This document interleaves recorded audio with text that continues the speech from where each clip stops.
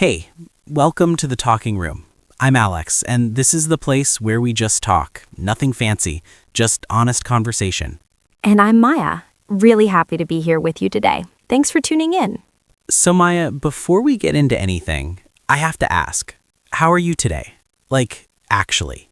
Honestly, I'm a little tired. I had one of those mornings where my alarm went off and my brain said no, but my body got up anyway. Does that make sense? It makes perfect sense. I had the same thing. I lay in bed for like 5 minutes, just staring at the ceiling, thinking about whether I really needed to get up. And yet, here you are. Here I am. I don't know how it happened. I just kind of moved before I could think too much about it. That's actually interesting because what you just described connects to something we're going to talk about today. Yeah, we're diving into motivation. Or more specifically, why motivation isn't really what we think it is. The illusion of motivation. I think this one is going to hit close to home for a lot of people. I think so too. Let's get into it. Okay, so let me start with a question for you. Have you ever felt like you were waiting for something? Like waiting for the right moment to finally do something important? All the time. I think most people have felt that. You want to start a project or change a habit or finally begin something you've been putting off, and you keep waiting for this feeling. Right, that feeling. Like you need to feel ready first. You need to feel excited. You need to feel motivated. And it never really comes. Or it shows up for like 2 days and then it's gone. Exactly. And then what happens? You think something is wrong with you. Like, why can't I just do this simple thing? I've been there so many times. I remember last year I wanted to start working out again. I had this whole plan. I found a program online. I even bought new running shoes. They're still pretty clean. Oh no, what happened? Nothing happened. That's the problem. I just kept waiting. I thought, okay, tomorrow I'll feel more energized. And then tomorrow came and I still didn't feel it. Weeks passed, then months. And the shoes just sat there. They did, and I felt worse about myself with every week that passed, like I was failing at something basic. That's the cycle right there. You start with hope, you get excited about the idea of change, and then the excitement fades and you just stop. And then you feel guilty about stopping. And the guilt actually makes it harder to start again, because now you're not just starting from zero, you're starting from a place of shame. It's a trap. A very quiet trap that nobody really talks about. Do you think this is a modern problem? Like, did people always struggle with this? I think people have always had to deal with some version of this, but I do think it's worse now, much worse. Why do you think that? Because we're surrounded by motivation content all day. Every time you open your phone, someone is telling you to wake up at 4 a.m. and grind. Someone is posting their perfect morning routine. Oh, the morning routines. I've watched so many of those. Wake up at sunrise, cold shower, meditation, green smoothie, journaling, all before 6 a.m. And you watch it and you feel so inspired for about 10 minutes. If that. And then you go back to scrolling and you watch another one.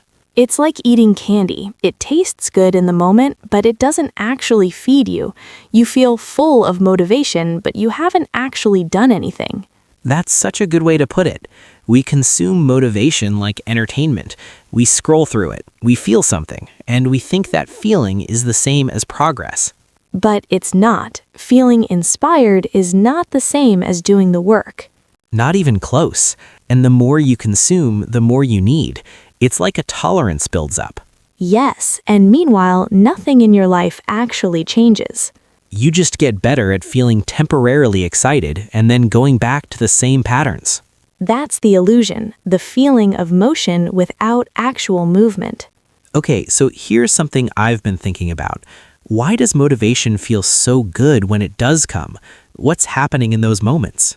I think it's because motivation is connected to hope. When you feel motivated, you're imagining a better version of yourself. You see this future you who has it all figured out. And that image is really exciting. It is. It's almost like a drug. You get this rush of possibility, and it feels real. But then reality shows up. Exactly. Because here's the thing about motivation. It's just a feeling, and feelings are not stable. They change constantly. They really do. You can feel totally motivated in the morning and completely exhausted by the afternoon. I went through that just this week. I woke up thinking I was going to reorganize my entire apartment. I made lists. I was so ready. And then? And then I sat on the couch and watched 3 episodes of a cooking show. And then it was too late to start anything. Cooking show? Don't judge me. It's relaxing. No judgment at all. I did the same thing yesterday with old documentary clips. But that's the point, right? The motivation you felt in the morning didn't survive the day. It just left, like a guest who shows up at your party, eats all the food, and then leaves before helping clean up. That's actually a perfect image. Motivation is an unreliable guest. And we keep inviting it back. We keep hoping that this time it will stay longer. This time will be different. But it never is, because that's not how feelings work. There's also something happening in your brain. You know about the dopamine thing, right? A little bit, but explain it your way. So when you feel motivated and excited about a goal, your brain gives you a little hit of dopamine. It feels good. It feels like progress. Okay, that makes sense. But here's the tricky part. That dopamine hit can actually work against you. How? Because your brain kind of feels like you've already done something. You planned it, you imagined it, you felt good about it, so the urgency goes down. So the reward comes before the work? Exactly. You get the emotional payoff just from thinking about the goal, and then you don't feel as driven to actually do it. That's kind of twisted when you think about it. It is, but once you understand it, you can start to work with your brain instead of against it. I think the other part of the problem is just comfort. We really avoid discomfort, and starting anything new is uncomfortable. Very uncomfortable. Your brain is wired to keep you safe, and safe usually means staying the same. So every time you try to change something, your brain pushes back. It does. It creates resistance. It comes up with excuses. It makes you tired at just the right moment. That's not weakness. That's just biology. Exactly. It's not that you're broken. It's that your brain is doing what it's designed to do, protect you from the unknown. But the unknown is where all the good stuff is. It is. Growth, change, new experiences, they all live in the uncomfortable zone. And motivation isn't strong enough to get you there consistently. It's really not. It can get you started, but it can't keep you going. Let's talk about what happens when people keep waiting for motivation, because I think this is where things get really serious. It does, and I've lived this, so I can speak honestly about it. Go ahead, I'm listening. When I was in my 20s, I had so many ideas, so many things I wanted to do, courses I wanted to take, projects I wanted to start, languages I wanted to learn, and I just kept waiting. For motivation? For everything. Motivation, the right time, the right energy level, the right circumstances. And what happened? Years passed. I looked back and realized I hadn't done almost any of it. Those ideas were still just ideas, sitting in notebooks collecting dust. That's really painful. It was. But the worst part wasn't even the lost time. It was how I started to feel about myself. What do you mean? I started to believe that I was just a lazy person, that I wasn't capable, that other people had some kind of drive that I just didn't have. That comparison thing is really brutal. It's so brutal. You look at other people who seem to just do things. They start projects and finish them. They stay consistent. And you wonder, what's wrong with me? Why can't I be like that? But nothing was wrong with you. You just had the wrong idea about how motivation works. Exactly. I was waiting for something that was never going to show up consistently, but I didn't know that then, so I blamed myself. And that blame probably made everything worse. It did, because when you feel bad about yourself, it's even harder to take action. You're fighting against shame now, not just inertia. It becomes a loop. A very quiet loop. It's not loud or dramatic. It's not a crisis anyone can see. It's just this slow, daily frustration. You're not moving forward, and you don't really know why. Have you ever felt behind in life, like everyone else figured out the secret and nobody told you? So many times, especially in my late 20s and early 30s. I would look at people my age who seemed to have it together: careers, relationships, direction. And you felt lost. Completely lost. And the thing is, people don't always talk about this. It's a quiet shame. You smile in public, you say you're doing fine, and then you go home and feel broken. I went through that too. I remember feeling like everyone was moving and I was just standing still. And here's the problem. We were taught to wait for motivation. We were told that action follows feeling. First you feel ready, then you act. But that's backwards. It is. Sometimes feeling follows action. Sometimes you have to move first, even when you don't want to, and then the feeling comes after. That's a big shift. It's a huge shift, and once I understood that, everything changed for me. Okay, so let's talk about what actually works, because I don't want to just leave people feeling heavy. Me neither. This part is important. There is a way out of this loop. So what's the alternative to waiting for motivation? I think it's discipline, but not in a harsh military kind of way, not punishment, more like quiet commitment to small things. Can you break that down a bit? Sure. So instead of saying, I'll work out when I feel like it, you say, I work out at 7 a.m. on Monday, Wednesday, and Friday. That's it. No debate. So you take the decision out of it. Exactly. You don't give yourself the choice every day, because if you give yourself the choice, you'll usually choose comfort. That makes so much sense. Every morning becomes this negotiation with yourself. And you lose those negotiations most of the time, so you just remove them. You decide once ahead of time, and then you just do it.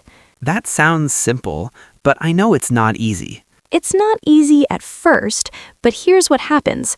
The more you do something without waiting for motivation, the easier it gets. It becomes automatic. Like a habit. Exactly like a habit. You stop needing motivation because the action is just part of your life now. It's what you do. I went through this with writing. For years, I only wrote when I felt inspired, and I barely wrote anything, maybe a few pages a month. What changed? I started writing every morning for just 15 minutes, no matter what, even if I was tired, even if I had nothing interesting to say. And that worked? It did. Some days were terrible. I wrote garbage. But over time, writing became easy. It wasn't this big emotional event anymore. It was just what I did in the morning. That's the shift from I need to feel ready to this is just what I do.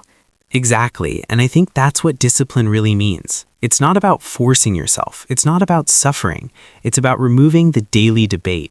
No more bargaining with yourself every morning.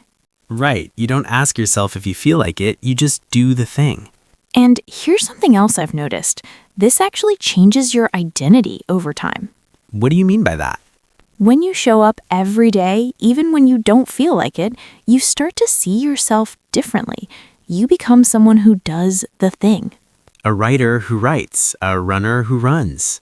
Yes, and that identity is more powerful than any burst of motivation. Because motivation comes and goes, but identity stays. Exactly. Motivation says, I want to do this. Identity says, I am someone who does this. And the second one is so much stronger. That really hit me. I think that's the shift people need to make. And it doesn't have to be dramatic. You don't need to change your whole life overnight. Just start with one small thing. What would you suggest to someone who's just starting? Pick one action, something small, something you can do in 5 or 10 minutes, and commit to doing it every single day for 2 weeks. No matter what? No matter what. Even if you're tired, even if it's late, even if it feels pointless, just do it. And what happens after 2 weeks? You'll notice something change, not just in your results, but in how you feel about yourself. You'll start to trust yourself more. Because you proved you could show up. Exactly. And that proof is everything. It's the foundation for everything else. I think people underestimate that, the simple power of just showing up. They really do, because showing up isn't exciting. It's not flashy. There's no dramatic music in the background. It's just you doing the same small, boring thing again and again. But that small, boring thing adds up. Over weeks, over months, over years. It compounds. And suddenly you're somewhere you never expected to be. Because you didn't wait for motivation. You didn't wait for the perfect moment. You just started moving, and you kept moving. You know what I've noticed? The most successful people I know rarely talk about motivation. What do they talk about? Routines, systems, they have structures that carry them even on bad days. That's the real secret, I think. Build a system that doesn't depend on how you feel. Because you won't always feel great. Some days you'll feel terrible. Some days life is hard, but the system keeps you going anyway. It holds you when motivation lets you down.